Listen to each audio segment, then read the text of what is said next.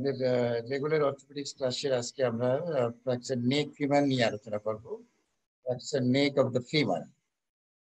আমি জানি হিপ রিজনে যে কোনো ট্রমার কারণে যে কমন অর্থোপেডিক্স প্রবলেমগুলি আমরা ফেস করি, তার মধ্যে খুব তিনটা ব্যাপার খুব কমন আমরা পাই: fracture neck of the femur, trochanteric fracture of the femur, and dislocation of the hip joint. সেদিক থেকে আমাদের যেহেতু খুব কমন একটা প্রবলেম এবং এটা পরীক্ষার জন্য এমবিবিএস এবং সব ক্ষেত্রে এটা পরীক্ষা দরকার। ফাইনাল সামনে ফাইনাল প্রফ এক্সাম, এখানে রিটেন প্লাস অসপি বক্সের কোশ্চেন যে থাকে সেখানে সব থেকে নেক অফ দ্য ফিমার নিয়ে প্রশ্ন থাকে। তাহলে আমরা এখন আলোচনা করবো আজকে fracture neck of the femur. যে fracture neck of the femur আমরা একটু যাচ্ছি ডিটেলসে। Fracture neck of the femur, fracture neck of the femur বলতে গেলে আমাদের যেটা বলতে হবে, এটা ইন্ট্রাক্যাপসুলার ফ্র্যাকচার একটা আছে, অ্যাকচুয়ালি এক্সট্রা ক্যাপসুলার। প্রক্সিমাল ফিমারের যে ফ্র্যাকচারগুলি হয় তার মধ্যে commonly intracapsular and extra capsular. Neck ফিমারটা অলওয়েজ ইন্ট্রাক্যাপসুলার ফ্র্যাকচার, আর এক্সট্রা ক্যাপসুলার ফ্র্যাকচার যেটা সেটাকে বলবো আমরা ট্রোকেন্টারিক ফ্র্যাকচার। তো সেটাই এখানে বলছে, the term fracture neck of the femur is used for intercapsular fracture of neck, and extracapsular fracture is usually called intertrochanteric fracture. তাহলে ইন্ট্রাক্যাপসুলার ফ্র্যাকচার আমরা যেটা বলছি fracture neck of the femur, এটাকে ইন্ট্রাক্যাপসুলার ফ্র্যাকচার বলবো, ক্যাপসুলের মধ্যে থাকে। আর এক্সট্রা ক্যাপসুলার যে fracture সেটা হলো ট্রোকেন্টারিক ফ্র্যাকচার।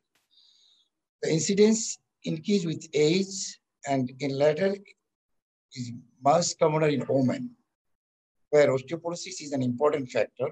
যেটা বলছে যে এটা ওল্ড এজের ফ্র্যাকচার এবং ইউজুয়ালি এটা ফিমেলদের কমন ফ্র্যাকচার, কারণ আমরা জানি ফিমেলদের পোস্টমেনোপজাল স্টেজ অস্টিওপোরোসিস হয়, যে পোস্টমেনোপজাল অস্টিওপোরোসিস কমন, কাজেই অস্টিওপোরোটিক বোনের এটা ফ্র্যাকচারটা হয়। এটা যেহেতু এলডারলি পেশেন্টের ফ্র্যাকচার, ওমেনদের কমন ফ্র্যাকচার হতে পারে, যেহেতু পোস্টমেনোপজাল স্টেজে এই ফ্র্যাকচারটা কমন হয়। Below the age of 60, the femoral neck fractures are common in men. মানে যেটা বলছে যে below the age of the 50 যে ফ্র্যাকচার হবে না তা না, মানে এই এজ অফ দ্য 60 ফ্র্যাকচারটা হয় সেটা সাধারণত মেইলের খুব বেশি হয়। ইউজুয়ালি এটা ইন্টারক্যাপসুলার কম হয়, এক্সট্রা ক্যাপসুলার বেশি হয় এটা বলছে।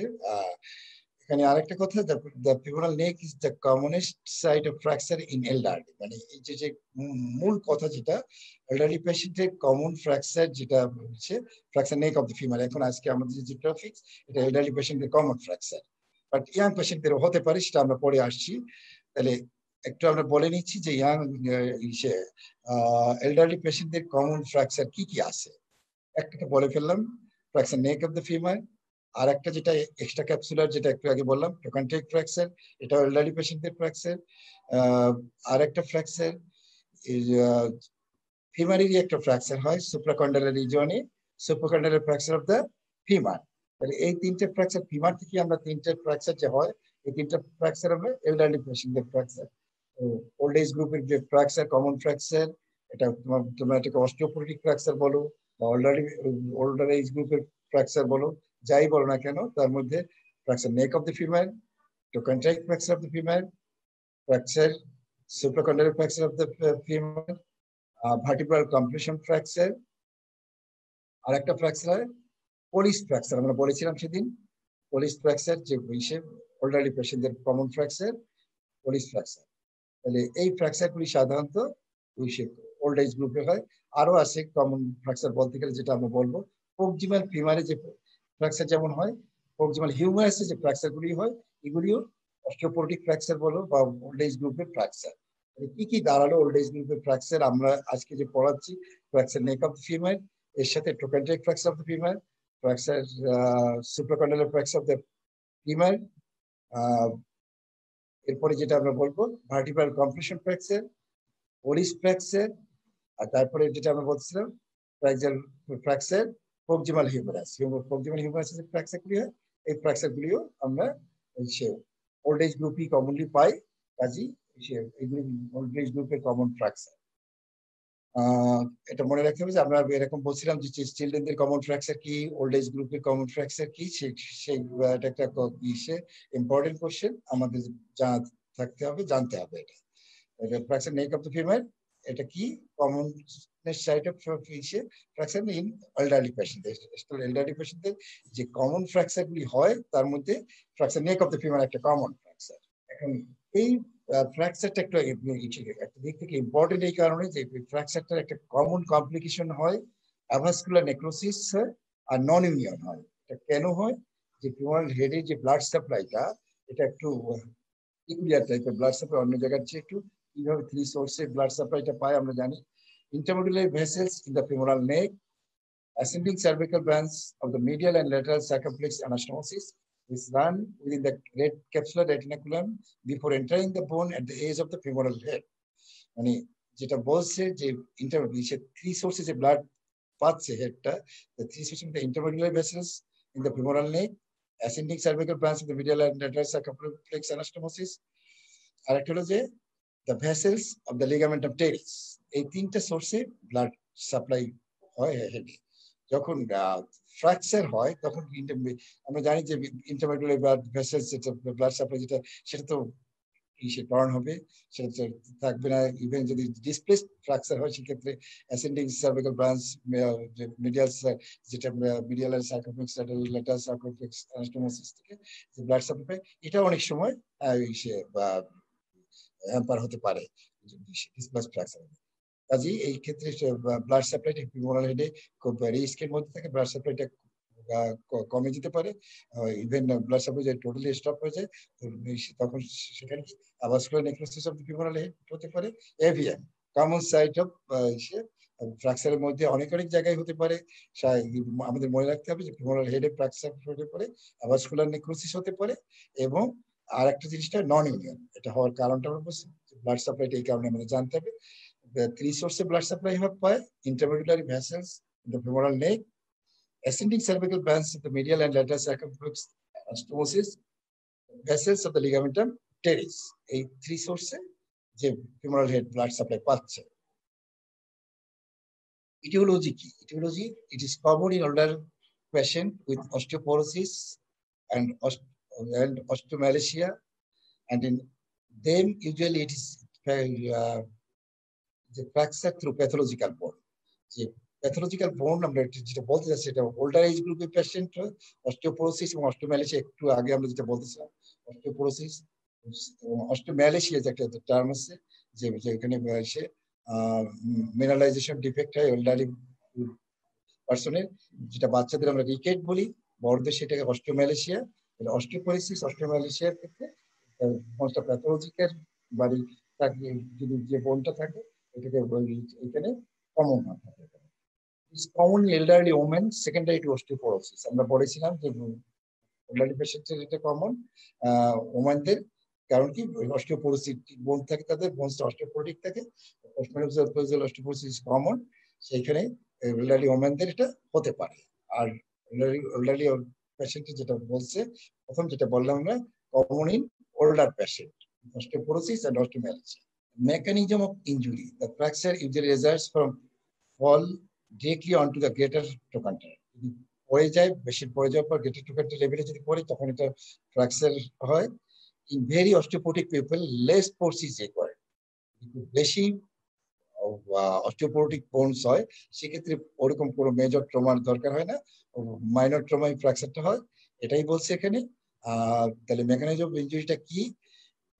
Fracture usually results from fall directly onto the greater trochanter. In very osteoporotic people, less force is required. In younger individuals, the usual cause is fall from height or blow sustained in a road accident.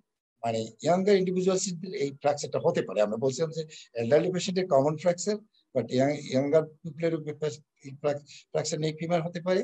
সেক্ষেত্রে কি usual কজটা কি fall from height or road traffic অ্যাক্সিডেন্টের কারণে যদি direct blow হয় সেক্ষেত্রে এটা হতে পারে। মনে রাখতে হবে ইয়াঙ্গার পেশেন্টের হতে পারে। এরপর একটা কমন একটা জিনিস আমাদের ফ্র্যাকচার নেক ফিমার করতে হলে আমাদের জানতে হবে ট্রিটমেন্ট পারপাস, পেশেন্টের ট্রিটমেন্টের কারণের জন্য পেশেন্টের ফ্র্যাকচারটাকে আমরা ক্লাসিফাই করি। অনেকভাবে ক্লাসিফাই করা যায়, আমরা দুইটার কথা এখন বলবো, দুইটা ক্লাসিফিকেশনের কথা। অ্যাকর্ডিং টু অ্যানাটমিক্যাল লোকেশন, যে ফ্র্যাকচারটা কোথায় হলো ওই অনুযায়ী ফ্র্যাকচারকে ভাগ করা হয়। এটা খুব ইম্পর্টেন্ট আমাদের ট্রিটমেন্টের জন্য। আর একটা বলবো আমরা রেডিওলজিক্যাল ক্লাসিফিকেশন, যেটাকে গার্ডেন ক্লাসিফিকেশন বলা হয়, যে যেটাও যে যেটাতে আমরা ট্রিটমেন্টের জন্য আমরা এই টাইপটা খুব important. Types of fracture neck of the femur according to anatomical location: subcapital, beneath the neck, just beneath the neck যদি ফ্র্যাকচার হয় সেটাকে বলি আমরা subcapital; transcervical, in the middle of the neck; basal, at the base of the neck. তাহলে anatomical location হচ্ছে three types: subcapital, transcervical, basal. Beneath the neck, subcapital; middle of the neck, transcervical; at the base of the neck, basal fracture. Three types: subcapital, transcervical, basal, according to anatomical location. এরপরে আমরা যেটা বলছিলাম, gardens classification or radiological classification, radiological findings অনুযায়ী gardens সাহেব উনি একটা classification করছেন, সেটার অনুযায়ী ফ্র্যাকচারকে চার ভাগে ভাগ করা হয়: type 1, type 2, type 3 and type 4। Garden type 1 কি? গার্ডেন টাইপ 1 হলো, এটা খুব শর্টলি যদি আমরা মনে রাখার চেষ্টা করি, incomplete fracture, fracture neck of the femur, incomplete fracture. Type 2 fracture complete fracture but undisplaced. Type 2 কি গার্ডেন্স ক্লাসিফিকেশনে? যে complete fracture but undisplaced. Type 3 complete fracture displaced less than 50%। গার্ডেন্সের টাইপ 3 যেটা, সেটা হলো কমপ্লিট ফ্র্যাকচার এবং displaced fracture, but less than displacement is displacement less than 50%. Type 4 complete fracture এবং displaced fracture, displaced more than 50%. আমরা যদি বলি garden type, garden সাহেব যে ক্লাসিফিকেশনটা করেছেন সেটা কি রেডিওলজিক্যাল ফাইন্ডিংস অনুযায়ী টাইপ 1, টাইপ 2, টাইপ 3, টাইপ 4। আমরা একটু মনোযোগ দিয়ে শুনলে যদি খেয়াল করার চেষ্টা করি, টাইপ 1টা কি? Incomplete fracture, fracture neck femur হবে বাট কমপ্লিট ফ্র্যাকচার হবে না। টাইপ 2 কমপ্লিট ফ্র্যাকচার হবে but undisplaced fracture. Type 3 display complete fracture তো হতেই হবে, ডিসপ্লেসড ফ্র্যাকচার হবে বাট ডিসপ্লেসমেন্ট ইজ। আর টাইপ 4 যেটা, এটাও তো কমপ্লিট ফ্র্যাকচার হতেই হবে, ডিসপ্লেসমেন্ট মোর দেন 50%। টাইপ 3 হলো লেস দেন 50%, টাইপ 4 মোর দেন 50%। এটা গার্ডেন্স টাইপ। এই ক্লাসিফিকেশন আমাদের খুব জরুরি এই কারণে যে আমাদের ট্রিটমেন্ট পারপাসের জন্য আমাদের এই বিষয়ে ডিসপ্লেসমেন্টটা খুব বেশি ইম্পর্টেন্ট, যে আমরা বিষয়ে এটা খুব এই জন্য টাইপ 1, 2, 3, 4 আমাদের খুব ভালো করে জানতে হবে। এখানে যেটা বলছে, garden type 3 and 4 of the femoral neck carry worst prognosis. 3, 4 যদি দিয়ে হয় তাহলে প্রগনোসিসটা খুব খারাপ প্রগনোসিস। তারপর আমরা দেখি কি আছে ডায়াগনোসিস। ফ্র্যাকচার নেক ফিমার আমরা কি করে ডায়াগনোসিস করব? যে কোনো ফ্র্যাকচার ডায়াগনোসিস তো ক্লিনিক্যাল ফিচার্স তো থাকবেই, তো আমরা ক্লিনিক্যাল ফিচার্স আমরা জানবো। ডায়াগনোসিস জন্য inability to bear weight in an elderly patient after a fall, যে পরে বিষয়ে ফলোইং ফল, ট্রমার পরে যদি একজন এল্ডারলি পেশেন্ট যদি ওয়েট বিয়ার করতে না পারে, তখন আমরা মনে করবো একটা পয়েন্ট ডায়াগনোসিসের ব্যাপারে। Tenderness will be found over the femoral neck area and anteriorly. যদি এরকম একটা পেশেন্ট আমাদের কাছে আসে, তাহলে আমি যদি ফিমোরাল নেক এরিয়া এবং anteriorly যদি টেন্ডারনেস পেতে পারি, clinically the limb will be shortened and externally rotated. Clinically যদি দেখি আমরা পেশেন্টকে, তাহলে ওই লিম্বটা শর্টেন থাকতে পারে and external rotation থাকতে পারে। Clicky sound of bone will be elicited and bruising sign can be found over the affected area. যে ক্লিকি সাউন্ড পেতে পারি, বোনসের ব্রুইজ পেতে পারি আমরা। তারপরে যেটা বলছে, x-ray will be confirm diagnosis. X-ray will give confirm diagnosis. আমাদের কনফার্ম ডায়াগনোসিস আমরা এক্সরেতে করবো, এক্সরে করে আমরা কনফার্ম ডায়াগনোসিস, এইভাবে আমরা ডায়াগনোসিস করবো আমরা। এখন আসি আমরা ক্লিনিক্যাল ফিচার্স। যে কোনো ফ্র্যাকচারের ক্লিনিক্যাল ফিচার্স যেটা আমরা জানি ওইটাই আমরা বলবো। History of trauma, pain, swelling, restriction of movement, unable to use the part, deformity, এইগুলি থাকবে সবই। যেটা এখানে যেটা বলছে, there is usually history of fall followed by pain in the hip joint, pain থাকবে। তারপরে এখানে ওইরকম সোয়েলিং, হিপ জয়েন্ট একটা ডিপ জয়েন্ট, এখানে সোয়েলিং এরকম অতটা করে না দেখা গেলেও restriction of movement, unable to use the part, weight bear করতে পারবে না পেশেন্ট, ওই লিম্বটা ইউজ করতে পারবে না। আমি যদি মুভমেন্ট দেখতে চাই, মুভমেন্ট রেস্ট্রিকশন হবে এটা। তারপরে deformity, if the fracture is displaced, the patient lies with limb external rotation and the leg looks shortened. আমরা একটু আগে যেটা বলেছিলাম যে ডায়াগনোসিসের এবারে বলতে গিয়ে এটা ক্লিনিক্যাল ফিচার্সের মধ্যে পয়েন্ট নিয়ে আসা যায়, যে কি যে যদি ডিসপ্লেস ফ্র্যাকচার হয় তাহলে পেশেন্ট লাইন কন্ডিশনে পেশেন্টের লিম্বটা কি হবে, শর্টেনিং এন্ড এক্সটার্নাল রোটেশন। এটা ক্লিনিক্যাল ফিচার্সের মধ্যে আমরা বলতে পারি।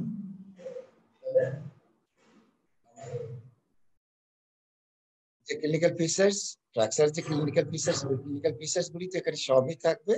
আর লিম্বের অ্যাটিটিউডটা কি হবে, শর্টেনিং এন্ড এক্সটার্নাল রোটেশন। এখন ইনভেস্টিগেশনটা যেটা করবো ফ্র্যাকচারের জন্য, আমরা ইনভেস্টিগেশন করি যেটা X-ray of the pelvis including both hip joint, X-ray of the pelvis including both hip joint, anteroposterior view and affected side lateral view.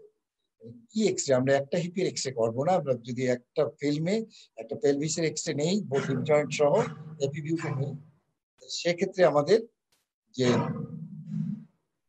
যদি আমরা যে অ্যান্ট্রোপোস্টিরিয়র ভিউটা নিব আমরা বোথ হিপের একটা ফিল্মে নেওয়া যায়। এই কারণে আমরা জানি একটা ফ্র্যাকচার আমরা দুইটা ভিউ নেই, অ্যান্ট্রোপোস্টিরিয়র ভিউ এন্ড ল্যাটারাল ভিউ, কিন্তু এই হিপ ফ্র্যাকচার বা ডিসলোকেশন দেখার জন্য আমরা মানে fracture neck of the femur, trochanteric fracture আর যদি মনে করি ডিসলোকেশন, সেক্ষেত্রে আমরা এপি ভিউটা করার সময় আমরা বোথ হিপ একসাথে নিতে পারি আমরা, যেহেতু একটা ফিল্মে নেওয়া যায়। তাহলে এক্সটা আমরা লিখবো এইভাবে, X of the pelvis including both hip joint anteroposterior view. এটা নিব এই কারণে যে দুইটা হিপকে আমরা কম্পেয়ার করতে পারতেছি। And affected side lateral view, affected সাইডে আমরা ল্যাটারাল ভিউ করতে পারবো। এক্সরে ফাইন্ডিংস, আমরা এক্সরে কি পাবো, ফ্র্যাকচার লাইন দেখতে পারবো আমরা, ফ্র্যাকচার অ্যাঙ্গেল দেখা যাবে, break in the Shenton line, prominent lesser trochanter. সবকিছু বুঝতে পারছো। Break in the Shenton line, এটা মনে হয় তোমাদের কাছে একটু কঠিন মনে হচ্ছে, নতুন টার্ম কারো কারো কাছে। সেন্ট্রন লাইন ব্রোকেন এইরকম যে break in the Shenton line ব্যাপারটা এইরকম যে অবটুটার ফোরামেন থেকে সুপারিয়র বর্ডার থেকে যদি আমরা একটা লাইন টানি, দেখা যায় যে লাইনটা ইন ফেভার অফ দ্য নেকের সাথে একটা কন্টিনিউশন হয়। আমরা বলছি superior border of the obturator foramen থেকে যদি আমরা একটা লাইন টানি, আমি একটু পরে এক্সরে দেখানোর চেষ্টা করবো যে superior border of the obturator foramen থেকে যদি একটা লাইন আমরা টানি, ওই লাইনটা কন্টিনিউশন হবে inferior border of the neck, নেকের ইনফিয়ার সাথে একটা কন্টিনিউশন আছে। এই কন্টিনিউশনটা in case of fracture neck of the femur এটা ব্রেক হয়ে যাবে। এইটাই হলো সেন্ট্রল লাইন ব্রোকেন, আর কিছু না। আদার ইনভেস্টিগেশন, এখন যেহেতু fracture neck of the femur আমার ডায়াগনোসিস হয়ে গেল, এখন আদার কিছু ইনভেস্টিগেশন করতে হবে, কারণ এটা এল্ডারলি পেশেন্ট। আর এই পেশেন্টগুলির ফ্র্যাকচার নেক অফ দ্য ফিমারের ট্রিটমেন্ট অফ চয়েসই হলো সার্জারি। আমরা সার্জারি করি, অপারেশন করবো, কাজে ট্রিটমেন্টের জন্য আমার যে কিছু ইনভেস্টিগেশন করি আমরা, সেটা কি চেস্ট এক্সরে করবো, ইসিজি করবো, আমরা কমপ্লিট ব্লাড কাউন্ট করবো, তারপর ব্লাড গ্রুপিং করবো, grouping and cross matching blood দিতে হতে পারে পেশেন্টের সার্জারির জন্য, estimation of serum urea, creatinine and electrolytes, এইগুলি করবো আমরা। রুটিন ব্লাড কাউন্ট তো আমরা করবোই, আমরা এর সাথে ব্লাড গ্রুপিং, ক্রস ম্যাচিং করবো, আমরা ইসিজি, চেস্ট এক্সরে করবো, সেরাম ইউরিয়া, ক্রিয়েটিনিন, ইলেকট্রোলাইটস এটা করবো। পেশেন্ট ডায়াবেটিক কিনা সেটাও আমরা যদি জানা থাকে তো ভালো কথা, আমরা তার ব্লাড সুগার লেভেলটা দেখে নেবো। এই ইনভেস্টিগেশন গুলি আমরা করতে হবে, যেহেতু আমরা ট্রিটমেন্ট যদি আমরা সার্জারির দিকে যাওয়া লাগবে। ট্রিটমেন্ট, আমরা fracture neck of the femur diagnosis করে ফেললাম, ইনভেস্টিগেশন করলাম, তারপরে আমরা ট্রিটমেন্ট করবো। জেনারেল ট্রিটমেন্ট, জেনারেল ট্রিটমেন্ট কিছু কথা আমরা জেনারেল ট্রিটমেন্ট করি। যদি শুরুতে আমরা বলি প্রিলিমিনারি, যদি প্রিলিমিনারি স্টেজে আমরা স্কিন ট্রাকশন দিতে পারি। স্কিন ট্রাকশনটা কি হবে, রিলিফ, পেইন থেকে রিলিফ করবে এবং ফার্দার ডিসপ্লেসমেন্ট এটা প্রিভেন্ট করবে। যতটুকু ডিসপ্লেস হয়েছে আর ফার্দার ডিসপ্লেসমেন্ট হবে না, যত বেশি ডিসপ্লেসমেন্ট হবে তত যে সমস্যাটা হবে, ব্লাড সাপ্লাই হ্যাম্পার হবে, ব্লাড ভেসেল আরো ইনজুরি হবে। সেই কারণে যাতে ফার্দার ডিসপ্লেসমেন্ট আর না হয়, এই কারণে আমরা, অথবা পেশেন্টের পেইন না হয়, এই কারণে আমরা ইনিশিয়ালি একটা স্কিন ট্রাকশন দিই। স্কিন ট্রাকশন এই কারণে দিই, স্কিন ট্রাকশন আমরা নিয়ে কথা বলবো এক সময়। ট্রাকশন আমরা জানি একটা যে স্কিন ট্রাকশন অথবা স্কেলেটাল ট্রাকশন, লোয়ার লিম্বে আপার লিম্বে আমাদের এই লিম্বই দেওয়া যেতে পারে। সাধারণত লোয়ার লিম্বি আমরা ট্রাকশনটা দিই। দুই ধরনের ট্রাকশন দেওয়া যেতে পারে, স্কিন ট্রাকশন আর স্কেলেটাল ট্রাকশন। এখানে আমরা স্কিন ট্রাকশন দিই কারণ এটা আমরা পার্মানেন্ট কোনো ট্রিটমেন্ট না, আমরা পার্মানেন্ট ট্রিটমেন্টের দিকে আমরা যাবো। ইনিশিয়ালি আমরা এটা দিই রিলিফ পেইন, আর ফার্দার যে ডিসপ্লেসমেন্ট যাতে না হয় সেটার জন্য আমরা এটা একটা স্কিন ট্রাকশন আমরা দিব। ওয়েটটা কতটুকু দেই এটা একটু জেনে নেই আমরা। 1/10 অফ দ্য বডি ওয়েট ট্রাকশনে ওয়েটটা দিই আমরা সাধারণত একটা রেঞ্জ আছে, জাস্ট এই কথা তোমাদের আপাতত এইটুকু মনে রাখো যে 1/10 অফ দ্য বডি ওয়েট আমরা ট্রাকশনে ওয়েটটা দিয়ে আমরা ট্রাকশন। এরপরে অ্যানালজেসিক, ট্রাঙ্কুলাইজার, হিপনোটিক্স দিব পেশেন্টকে। আর যেটা দিব ইন্টারভেনাস ফ্লুইড দিব আমরা, এনিমিয়া থাকলে এনিমিয়া কারেকশন করব। ফিজিওথেরাপি হেল্প নিতে পারে আমার চেস্ট ইনফেকশন যাতে না হয়, পেশেন্ট নিউমোনিয়া ডেভেলপ করতে পারে, পেশেন্ট দীর্ঘদিন শুয়ে থাকতে হবে, চেস্ট ফিজিওথেরাপি আমরা। নার্সিং কেয়ারটা খুব ইম্পর্টেন্ট এক্ষেত্রে, বিফোর অপারেশন, আফটার অপারেশন আমাদের nursing care is very important. এরপর ট্রিটমেন্ট যেটা আমরা স্পেসিফিক যে ট্রিটমেন্টটা করি আমরা সেটা কি, ইন্ট্রাক্যাপসুলার ফ্র্যাকচার নেক অফ দ্য ফিমারেক, সেটা কি প্রিন্সিপালসটা কি? প্রিন্সিপালস হলো যে রিডাকশন এন্ড ইন্টারনাল ফিক্সেশন যদি ডিসপ্লেস ফ্র্যাকচার, আনডিসপ্লেস ফ্র্যাকচার আর ডিসপ্লেস ফ্র্যাকচার ক্ষেত্রে রিডাকশন এন্ড ইন্টারনাল, যে ফিমারের যে হেডটা সেটাকে আমরা রিপ্লেস করবো, এটাকে বলা হয় হেমি আর্থোপ্লাস্টি। মানে আমরা হিপ জয়েন্ট ফর্ম হয় স্ট্যাবুলাম ফিউমারাল হেড, যেহেতু হেড রিপ্লেস করছি সেই জন্য আমরা এখানে স্টেবুলামকে আমরা কিছু করছি না, শুধু একটা কম্পোনেন্টকে আমরা সেই জন্য হেমি আর্থোপ্লাস্টি বলছি। আর যদি আমরা বোথ হেড অ্যান্ড স্টেবুলাম বোথ কম্পোনেন্টকে আমরা রিপ্লেস করতাম সেক্ষেত্রে আমরা সেটাকে বলি আমরা টোটাল হিপ রিপ্লেসমেন্ট। সাধারণত ফ্র্যাকচার নেক অফ দ্য ফিমারে আমাদের একটা কম্পোনেন্ট কি আমরা করি, যে কারণ এখানে ফ্র্যাকচার হয়েছে, যদি স্টেবুলামে কোনো প্রবলেম না থাকে সেক্ষেত্রে আমাদের যে আমরা শুধু হেড কম্পোনেন্টটাকে আমরা রিপ্লেস করবো, হেমি আর্থোপ্লাস্টি করবো। কোনো কারণে যদি ডিজিজ কন্ডিশনের ফ্র্যাকচার হয়, যে আগেই তার স্টেবুলার ডিস্ট্রাকশন ছিল, অস্টিওআর্থ্রাইটিস বা রিউমাটয়েড আর্থ্রাইটিস বা টিউবারকুলাস আর্থ্রাইটিস আগেই পেশেন্টের ছিল, সেক্ষেত্রে আমরা টোটাল হিপ রিপ্লেসমেন্ট করতে পারি। আমাদের ট্রিটমেন্ট অপশন আছে reduction and internal fixation, arthroplasty, total hip replacement. Methods. Young and middle-aged adults, most center advocates close reduction and internal fixation of all grades of intercapsular flow. মানে young এবং middle age যদি গ্রুপের patient হয় সেক্ষেত্রে maximum জায়গায় যেটা করা হয় কি ক্লোজ রিডাকশন করি অ্যান্ড ইন্টারনাল ফিক্সেশন করি, যেখানে সেটা হোক type 1 fracture, sorry type 2 fracture, type 3 fracture. কারণ 1 and 2 আমরা জানি 1 and 2 রিডাকশন করা দরকার হয় না, কারণ সেটা আনডিসপ্লেস ফ্র্যাকচার। 2, 3 যে স্টেজে আসুক না কেন আমরা সেক্ষেত্রে কি করবো, close reduction and internal fixation all age group. Elderly patient যদি থাকে এবং টাইপ 2 ফ্র্যাকচার, এখানেও ইউজুয়ালি আমরা ক্লোজ রিডাকশন ইন্টারনাল ফিক্সেশন করবো। আমি যেটা আগেই বলেছি যে আমরা টাইপ 2 ফ্র্যাকচার যদি থাকে মানে সেক্ষেত্রে টাইপ 3 ফ্র্যাকচার, যে টাইপ 4 ফ্র্যাকচার, সব ক্ষেত্রে আমরা যেটা কি করবো close reduction and internal fixation করবো। In the elderly fit patient, internal fixation is usually extend include fracture type 3 and often type 4. মানে আমরা টাইপ 2 ফ্র্যাকচার যেটা সেটা তো আমরা করবোই, টাইপ 1 এও করবো, যেটা টাইপ 2 তেও যেটা করবো ইন্টারনাল ফিক্সেশন।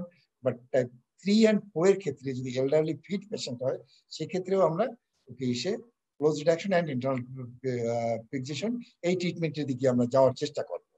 যদি আমরা ফেল করি সেক্ষেত্রে আলাদা, আমি এই ট্রিটমেন্টটা ডিটেইলসটা আমরা পরে দেখাচ্ছি। আমরা treatment depends upon the age of the patient, type of fracture, occupation of the patient. এটা বলে নিবা যে ট্রিটমেন্ট শুরুর আগে treatment depends upon the age of the patient, type of fracture and occupation of the patient. এখন এখানে কি ট্রিটমেন্টে যেটা বলা হচ্ছে, undisplaced fracture in all age group, internal fixation. আমরা বলেছিলাম যে ডিসপ্লেসমেন্ট নাই, সেই ক্ষেত্রে তো আমার রিডাকশন যদি দরকার হচ্ছে না, ফ্র্যাকচার ইজ আনডিসপ্লেসড, সেক্ষেত্রে রিডাকশন দরকার হচ্ছে না, অনলি ইন্টারনাল ফিক্সেশন করবো আমরা। ইন্টারনাল ফিক্সেশন করতে পারি আমরা কি দিয়ে, মাল্টিপল পিনস ইউজ করতে পারি। মাল্টিপল পিন যেটা কি, নোয়েলস পিন আর Moore pin, cannulated hip screw, dynamic hip screw, locking dynamic. Multiple pins মানে নোয়েলস পিন আর Moore pin, cannulated hip screw, dynamic hip screw, locking dynamic hip screw, এটা দিয়ে আমরা ইন্টারনাল ফিক্সেশন করতে পারি। এক নম্বরে যে কথাটা বলছে অল আনডিসপ্লেসড ফ্র্যাকচার, সেটা যে গ্রুপেরই এইজ হোক না কেন, এইজ গ্রুপ যাই হোক না কেন, আমরা কি করব, ইন্টারনাল ফিক্সেশন করব। ইন্টারনাল ফিক্সেশন করব কি দিয়ে, multiple pins, cannulated hip screw, dynamic hip screw, locking dynamic hip screw. এখন আসি আমরা ডিসপ্লেস ফ্র্যাকচারের ক্ষেত্রে, একটু কনসেন্ট্রেশন দিয়ে শুনতে হবে, মনোযোগ দিয়ে শুনলে টোটাল ট্রিটমেন্টটা এখানে বলা হচ্ছে ডিসপ্লেস ফ্র্যাকচারের। যেটা কি, আমরা শুরুতে আমরা এজ গ্রুপটাকে ভাগ করে নেব। ডিসপ্লেস ফ্র্যাকচার মানে type 3 and 4, garden type 3 and 4 এই ক্ষেত্রে আমরা টাইপ যেটা করব, এজ গ্রুপটা ভাগ করে নিব আমরা, age less than 70 years, age more than 70 years. এখন লেস দ্যান 70 ইয়ার্স এর ক্ষেত্রে আমরা কি করব, ক্লোজ রিডাকশন শুরু ট্রাই করব। ক্লোজ রিডাকশন করার পরে যদি ক্লোজ রিডাকশন সাকসেস হয়, সেক্ষেত্রে আমরা ইন্টারনাল ফিক্সেশন করব। আমরা জানি ইন্টারনাল ফিক্সেশন কি দিয়ে করবো, আমরা একটু আগে বলছি, আমরা নোয়েলস পেন, মোর্স পেন সাধারণত চিলড্রেনদের ক্ষেত্রে ইউজ করি। আমরা ক্যানুলেটেড হিপ স্ক্রু ইউজ করবো, dynamic hip screw, locking dynamic hip screw, তাহলে ইন্টারনাল ফিক্সেশন করবো আমরা ক্লোজ রিডাকশন, আর যদি সাকসেস হয়।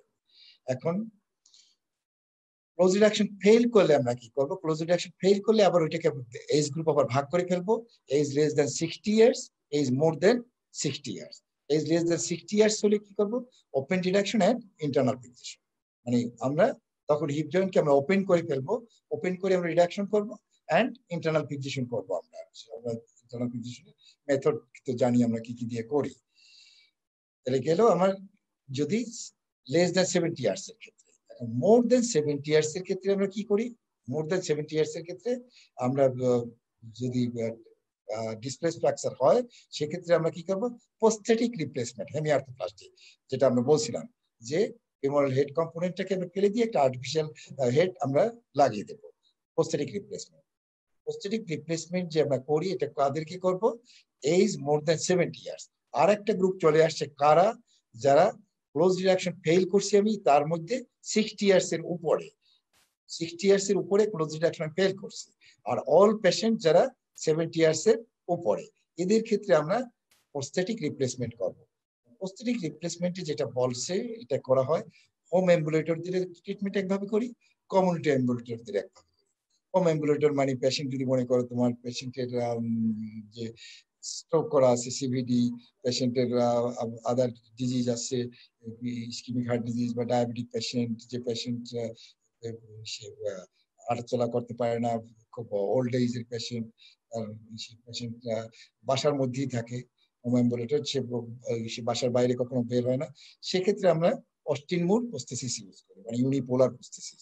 ইউনিপোলার মানে ইউনিপোলার প্রস্থেসিস ইউজ করি, অস্টিন মুর প্রস্থেসিস। আর যদি কমিউনিটি অ্যাম্বুলেটর, যে পেশেন্টটা 70 ইয়ার্স এর উপরে, বাট পেশেন্ট বাসার বা সে কমিউনিটি অ্যাম্বুলেটর, তার কোনো ডিজিজ থাকলেও সে সভা সমিতি, মসজিদে নামাজ পড়তে যায়, সবকিছু কাজ করে, তো সেই ক্ষেত্রে কমিউনিটি অ্যাম্বুলেটর যদি পেশেন্ট হয়, সেক্ষেত্রে আমরা কি বাইপোলার প্রস্থেসিস ইউজ করি, বাইপোলার প্রস্থেসিস। আমরা একটু ইউনিপোলার বাইপোলার প্রস্থেসিস এর পার্থক্যটা আমরা জেনে নেই। ইউনিপোলার প্রস্থেসিস মানে কি, সিঙ্গেল হেড থেকে একটা হেড থাকে, বাইপোলার প্রস্থেসিসে হেড উইদিন দ্য হেড, মানে হেড উইদিন দ্য হেড, হেডের উপর একটা কাভারিং থাকে, যার কারণে সুবিধাটা কি হয়, মুভমেন্ট ভালো হয়, এস্টেবুলার ডিস্ট্রাকশন হয় না, পেশেন্টের পেইন কম হয়, যেটা কমিউনিটি অ্যাম্বুলেটরদের ক্ষেত্রে আমরা ইউজ করি। এই ইউজ করার ক্ষেত্রে সাধারণত অনেক সময় দেখা যায় যে বোন সিমেন্টেরও দরকার হয়, যে পেশেন্টের অস্টিওমোপ্রোসিস সবকিছু দরকার হয় না, খুব অল্প সময়ের মধ্যে পেশেন্টের করা যায়। কমিউনিটি এম্বুলেটরি ক্ষেত্রে আমি যে বাইপোলার প্রসেস দিচ্ছি সময় বেশি লাগে, বাট পেশেন্টের জন্য দরকার আছে। তাহলে আমরা এই যে কথাটা টোটাল কথাটা বললাম, আমরা যদি আবার একটু পরে রিপিট করি, ডিসপ্লেস ফ্র্যাকচারের ট্রিটমেন্টটা age less than 70 years, age more than 70 years. Age less than 70 ইয়ার্সে আমরা কি করব, ডিসপ্লেস ফ্র্যাকচার হলে টাইপ 3 এন্ড 4 এ আমরা ক্লোজ রিডাকশন ট্রাই করব। ক্লোজ রিডাকশন যদি আমি সাকসেস হই সেক্ষেত্রে আমি ইন্টারনাল ফিক্সেশন করব। ইন্টারনাল ফিক্সেশনের মেথড আমরা জানি, মোর স্পিন, নো স্পিন, চিলড্রেনদের ক্ষেত্রে cannulated hip screw, dynamic hip screw, এটা দিয়ে আমরা ইন্টারনাল ফিক্সেশন করব।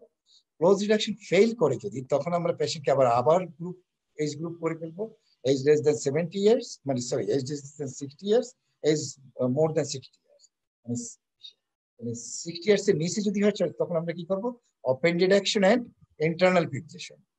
ওপেন করে আমরা করব হিপ জয়েন্ট এবং ইন্টারনাল ফিক্সেশন করব। আর এজ মোর দেন 60 ইয়ার্স যদি হয় সেটা আমরা ট্রিটমেন্টটা করব, আমরা যে গ্রুপটা ভাগ করে ফেলেছিলাম এজ মোর দেন 70 ইয়ার্স, ওই সেম ট্রিটমেন্টটাই আমরা করব। এই ক্লোজ রিডাকশন ফেল করছি, এজ মোর দেন 60 ইয়ার্স, এই ট্রিটমেন্ট, এই পেশেন্টগুলির treatment age more than 70 years এর ট্রিটমেন্টের মতো একই ট্রিটমেন্ট করব। আমাদের ক্ষেত্রে আমরা কি ট্রিটমেন্টটা করি, age more than 70 years type 2-3 ফ্র্যাকচারে যেটা করি আমরা প্রস্থেটিক রিপ্লেসমেন্ট, মানে হেডটা ফেলে দিয়ে, পেশেন্টের অরিজিনাল হেডটা ফেলে দিয়ে একটা আর্টিফিশিয়াল হেড আমরা রিপ্লেস করি বসে। সেক্ষেত্রে আমরা পেশেন্টকে দুইভাবে করতে পারি, হোম অ্যাম্বুলেটরিদের ক্ষেত্রে অস্টিনবুল ইউনিপোলার প্রস্থেসিস দিই, কমিউনিটি অ্যাম্বুলেটরি পেশেন্ট যদি হয় সেক্ষেত্রে আমরা bipolar prosthesis. Unipolar single head থাকে, বাইপোলার হেডের উপর একটা কভারিং থাকে, হেড উইদিন দ্য হেড, যার কারণে পেশেন্টের এস্টাবুলার ডিস্ট্রাকশন কম হয়, পেশেন্টের মুভমেন্ট ভালো হয়, পেশেন্টের পেইন কম হয়। এটা আমাদের এই ট্রিটমেন্ট প্রোটোকলটা মনে রাখতে হবে, আনডিসপ্লেস ফ্র্যাকচার এন্ড ডিসপ্লেস ফ্র্যাকচার। এখন একটা কথা, প্রি এক্সিস্টিং হিপ ডিজিজ যদি কারো থাকে, ফ্র্যাকচার নেক ফিউমার আছে তোমার, এর সাথে যদি দেখা যায় যে অস্টিও আর্থাইটিস আছে পেশেন্টের, টিউবারকুলোস আর্থাইটিস আছে, অথবা রিউমাটয়েড আর্থাইটিস আছে, এই পেশেন্টগুলিকে আমরা কি করবো, টোটাল হিপ রিপ্লেসমেন্ট করবো। হেমি আর্থোপ্লাস্টির দিকে না গিয়ে শুধু হেড কম্পোনেন্টটা আমরা ফেলবো না, এক্ষেত্রে আমরা স্টেবুলার কম্পোনেন্টটা ফেলে দিব এবং পেশেন্টের হেড কম্পোনেন্টটা ফেলে দিব। টোটাল হিপ রিপ্লেসমেন্ট আমরা করবো ফ্র্যাকচার নেক করতে। এক্সিস্টিং হিপ ডিজিজ থাকে সেক্ষেত্রে আমার মানে কি osteo arthritis, tuberculous arthritis, rheumatoid arthritis, এইগুলি যদি থাকে এবং এর সাথে fracture neck of the femur থাকে, সেক্ষেত্রে আমার টোটাল হিপ রিপ্লেসমেন্ট আমরা করব। কমপ্লিকেশনস কি হতে পারে, deep vein thrombosis, pulmonary embolism, pneumonia, bed sore হতে পারে, খুব কমন একটা কমপ্লিকেশন।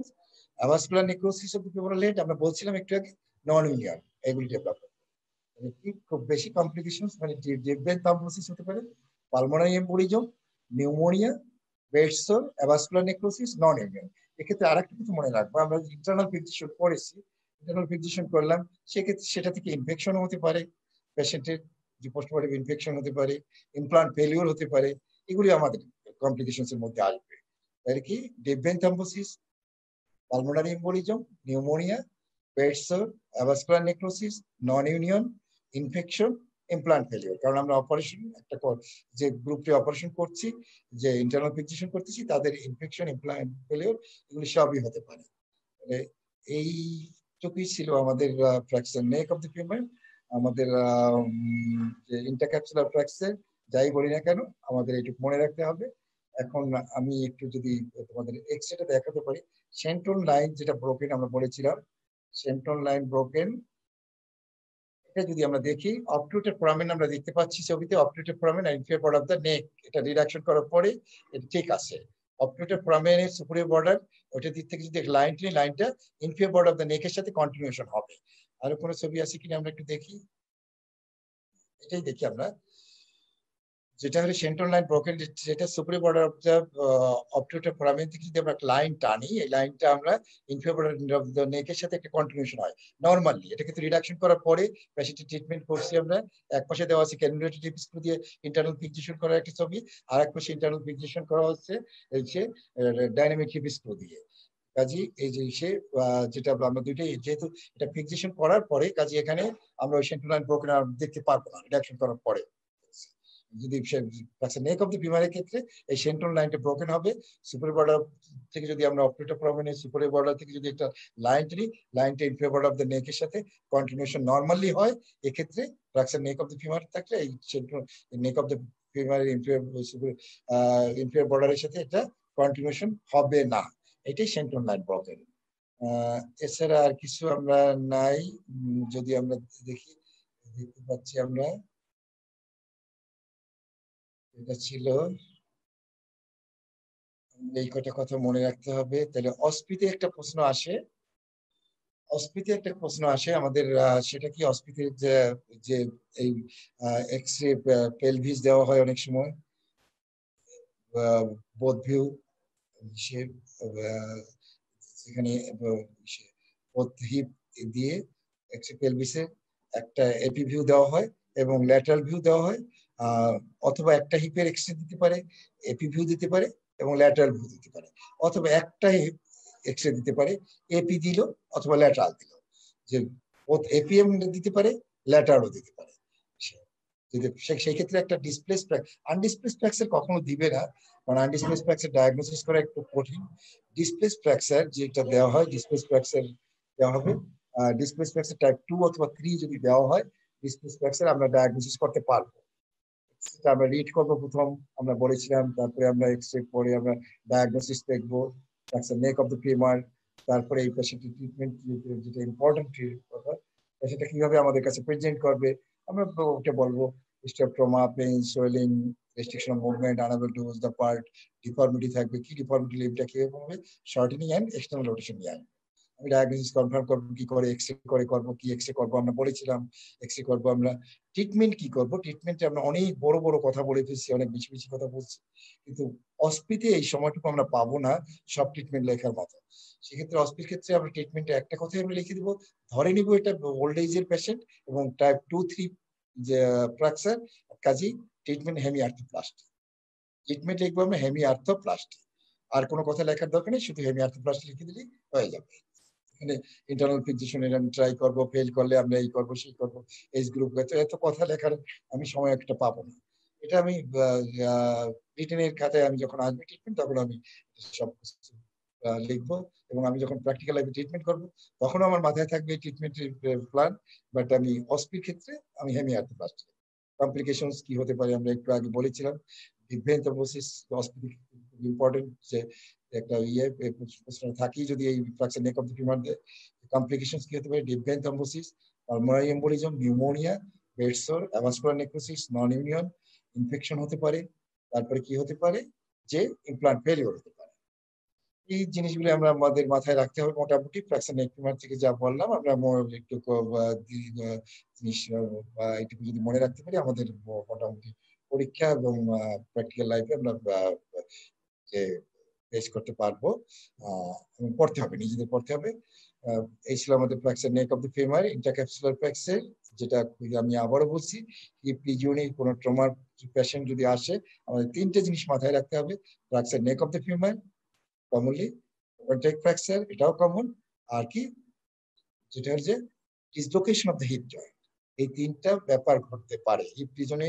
কোনো ট্রমা নিয়ে আমার কাছে যদি পেশেন্ট আসে, তখন আমি 3টা প্রবলেম আমি মাথায় রাখবো, fracture neck of the femur, 3টা diagnosis, fracture neck of the femur, contact fracture of the femur, dislocation of the hip. এই ট্রমা, এইসব কারণে ট্রমার টাইপ, এগুলির কারণে পেশেন্টের ক্লিনিক্যাল ফিচার্স, লিম্বের অ্যাটিটিউড, এটার কারণে এক একটা কিছু আলাদা আলাদা ডায়াগনোসিস করে ফেলতে পারবো। ফাইনালি আমি তো এক্সরে করে ডায়াগনোসিস কনফার্ম করতেছি। ঠিক আছে, সবাইকে ধন্যবাদ। আজকের মতো fracture neck of the femur শেষ করলাম।